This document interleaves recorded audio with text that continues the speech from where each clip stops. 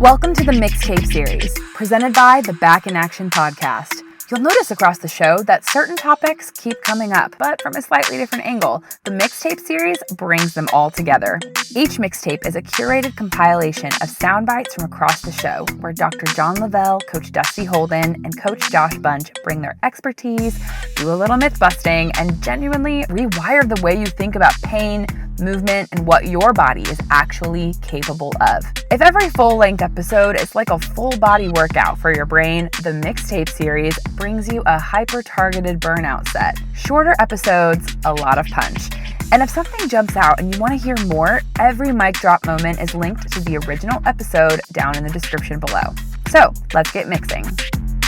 I don't like treating pain, I like treating function. So yes, I'm going to help you get out of pain, but I'm going to maximize what you can do from a functional standpoint, and that's really the goal, because that's right. How you enjoy yourself. That's right. Now, flip side of that, I come to you, I'm 50 years old, I've never done anything, I'm in pain, I don't want to be in pain anymore. I say I am in for 100% of whatever you tell me.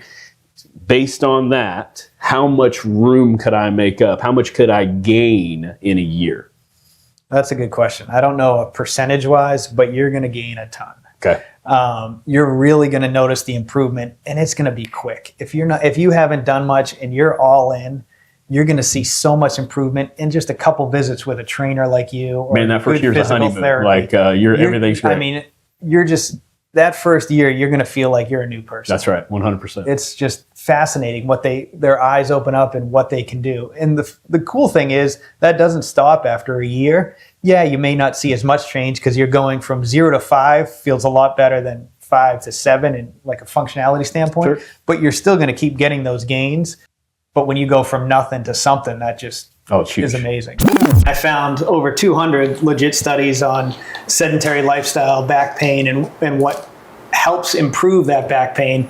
And universally, it comes out, especially over the last 10 years, that strength training for people that are sedentary is the most effective treatment. But so there's everything that we could apply, be it injections, so on and so forth, all the way down the road, any sort of physical therapy, massage, dry needling, you're saying that strength training by far outweighs all of those? Yeah, absolutely. Okay. I mean, there's a 50 to 63% increase incidence of back pain in sedentary workers. And it's, again, sedentary, so it's no activity. It's not, I'm lifting a whole bunch of things and therefore. Correct. It's the opposite of that. In these studies, this study in the Spine Journal in 2020 compared active workers versus sedentary workers, and up to a 63% increase of back pain in the sedentary workers. 21 days, right? That's what it takes to create a habit. So I think so, yeah. I mean, go 21 days. Move every day, and by the end of that 21 days, have yourself plugged into a facility where you can get a hold of some weight, and I mean, let us know. Yeah, how you feel. You're gonna feel better. I want you walking out feeling better than you did when you came in, and so every time I can do that, then that's a win, and we just keep stacking the wins. And so as we get along the journey. I mean, typically within 2 to 3 sessions, if I can get you to come 3 times a week, I'm going to get you out of pain probably by the end of the week. The World Health Organization recommends 2 days a week of strength and resistance for 30 to 45 minutes a session. Do you find that that's enough, or do I need more? More. More how much? 3 to 4. 3 to 4 days. How long does each session need to be on average? I mean, anywhere from 30 minutes to an hour. I try to break it down into some type of squat variation. Okay. So some type of unilateral, like leg movement. So it could be like a lunge. Okay. So if I box squatted and then I lunged. Then a hinge. Okay. Got it. So a deadlift or a single leg Romanian deadlift. A push, a pull. Okay. Got it. A press, like something that's pressing in an overhead. Landmine press if I'm missing shoulder flexion. Barbell, overhead dumbbell. press if I'm not. Yep. Okay. Got it. Carry. Okay. Just carry heavy objects. Carries are super important. One, they're very functional. We're always carrying something in our life, but they're really good for people in pain with their back because you're not completely loading the spine. So you're strengthening around the spine, your core, your posterior chain, your glutes, your abs, also your shoulders, upper back. It's good for the neck too, trapezius.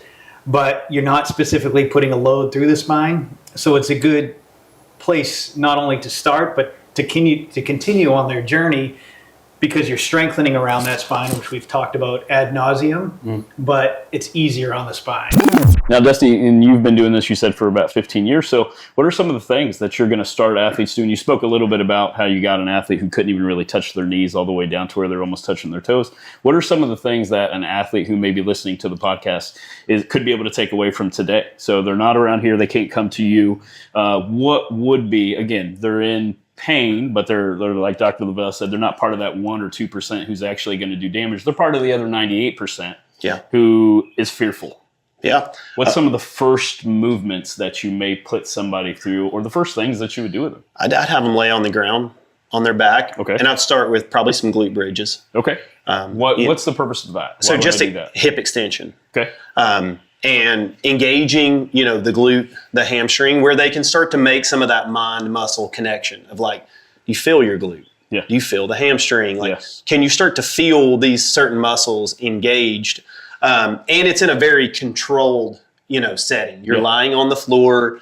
I'm not asking you to move your body through space. It's something that everybody can do it. Got it. Okay. I would do some probably just straight leg raises, Okay. like unilaterally. I'm still laying on my back. Yeah, one at a time. One at a time. What's the purpose of something like that? And then again, so we talked about PT. A lot of the they'd be like, "Oh, I've already done that."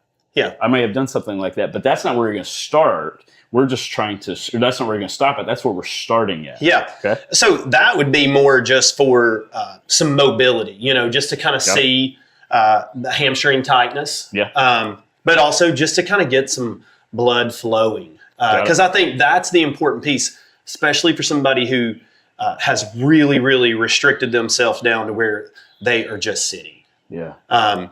So from there, I may roll them to their side. And now from on their knee and elbow, have them just do some hip touches where they're touching the hip to the floor, but then coming up into, like a controlled side plank, but from the knee. Again, now that's going to involve like QL and a little bit of the low back, but also core. So now you're starting to engage. These are also things where it's almost impossible not to engage at the midline. You have to make these things happen correctly. And again, we're on the floor, so now they're starting to move. They're doing some pretty good hinging, and there's some muscle contraction going on, but they probably don't even realize it because it's so controlled, know? Yeah. And now we've at least taken a few steps to where we're moving the body. And you can start to see that like real tense. You start to calm. We're lowering the central nervous system just to get them to like breathe a little bit. Hey, relax. Like I'm going to walk you through this. That's the third movement now that we've done.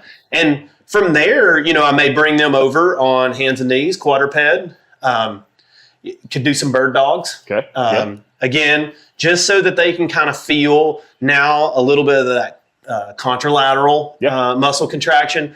We're involving the upper back now along with the glute and hamstring, the quad.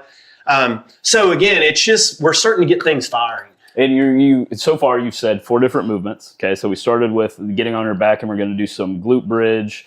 Then we went to being able to lift the leg. We went single to leg. Maybe a side plank-ish, a side plank lift from the knees. We went to what could be a bird dog, cat cow, something like that. Yep. So you've decided 4 exercises, and none of them sound like voodoo. Nope. In a perfect world. And what are they doing? Yeah, perfect world. We've been training at least 2 times a week. Twice a week, okay. 6 months down the road, Yeah, we're 6 months down the we're road. doing all the things. I mean, we're like into like full-blown strength training. Full-blown strength training would mean like I'm picking stuff up off the ground. We can call those barbells. Yeah, we're using barbells. We're using dumbbells. We're squatting. So they're not just doing glute bridges anymore 6 months No. I mean, we're dynamically moving. 6 months down the road, they're touching barbells. Yeah, Picking stuff up off of the ground. We're doing carrying stuff that they may have thought they were never going to do. We're again. carrying heavy objects in lots of different positions. We're pressing in lots of planes of movement. Yeah. And so at that point, I think the confidence now there is like there's this level of confidence that they have, that they believe that they can do it. They're not broken. And what's happened is their life has changed. You know, they got their life back. That's a wrap on today's mixtape from the Back in Action podcast. If you want to put what our hosts talk about on the show into action, they've created a program just for you. For just $15 a month, you can have Coach Dusty and Dr. John Lavelle in your ear, walking you through a step-by-step on-ramp back to movement, and that's through the Back in Action program. And here's the thing, phase 1 is only 4 weeks long, which means in 4 weeks from today, you could be feeling better in your body and getting back to doing the things you love. For more information on the Back in Action program or to get your invitation to access, go to thebackinactionpodcast.com.